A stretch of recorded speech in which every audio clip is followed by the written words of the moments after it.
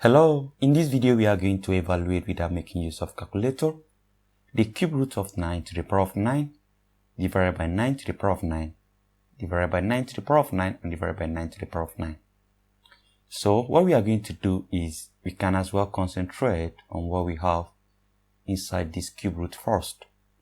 Now let's consider this analogy. If you have a to the power of a divided by a to the power of a divided by a to the power of a and divided by a to the power of a. This is in the form of what we have inside this cube root. So what you have to do is to concentrate on the first two terms here.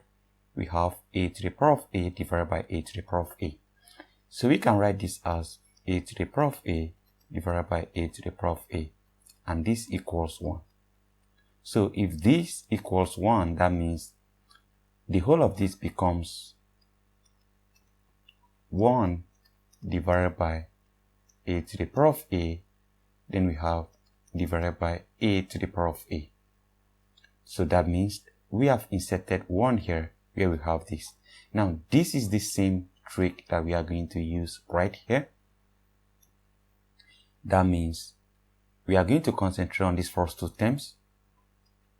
We have 9 to the power of 9 divided by 9 to the power of 9, and this will give us 1.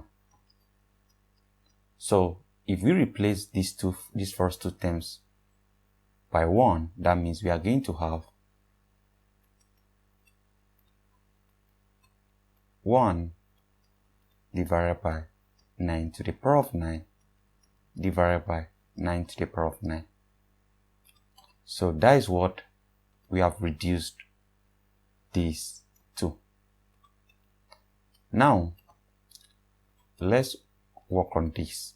If you have 1 divided by 9 to the power of 9 divided by 9 to the power of 9, you also concentrate on these first two terms as well.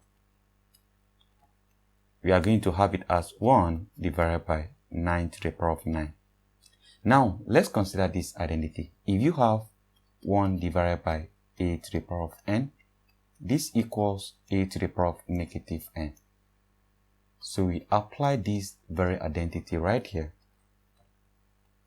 and this equals 9 to the power of negative 9.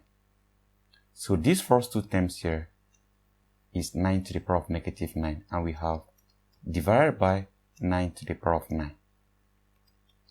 So we go ahead.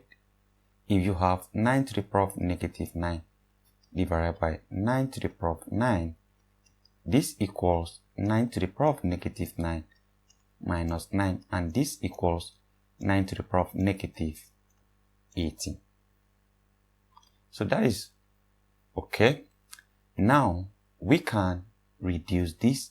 9 here is a perfect square, so you can write this as 9 is simply 3 to the power of 2, and this is all to the power of negative 18. So we make use of this other identity. If you have a to the power of n all to the power of m, this equals a to the power of n times m. So let's multiply this out, and this will give us 3 to the power of 2 times negative 18 is negative 36. So we have 3 to the power of negative 36. Now recall that there was a cube root, so we have cube root of 3 to the power of negative 36. Now if you have cube root of, maybe this is 3, that is the cube root. If you have cube root of a, this equals a to the power of 1 over 3. Now let's apply this very identity right here. So this will give us 3 to the power of negative 36 all to the power of 1 over 3. So what we are going to do is we are going to apply the same identity right here. Let's multiply this out. So this will give us negative 36 times 1 over 3 is simply 3 to the power of negative 36 divided by 3. So we go again.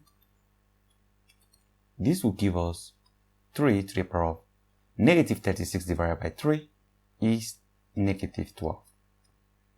So we have 3 to the power of negative 12.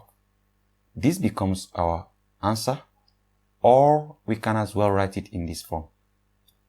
Recall that if you have a to the power of negative n, this equals to 1 divided by a to the power of n. So this can also be rewritten as 1 divided by 3 to the power of 12. And this becomes the final answer. So that is for this particular problem, and that is for the video. Thank you and goodbye.